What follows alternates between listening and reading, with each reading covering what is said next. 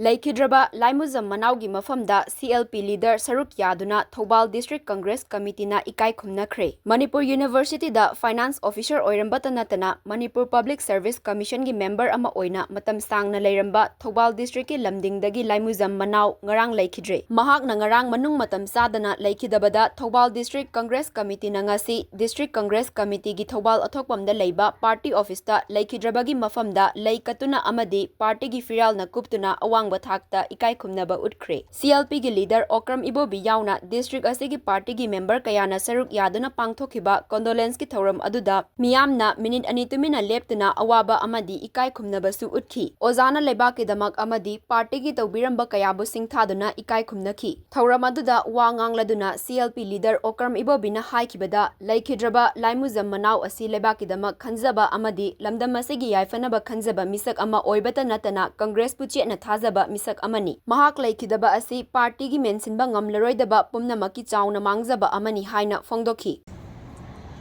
Khambo block to oiba yai, Thoban block to oiba yai, koi district sigi haiba tala. Karigumba party gi khana nainaba function ama hek lakpa kandada.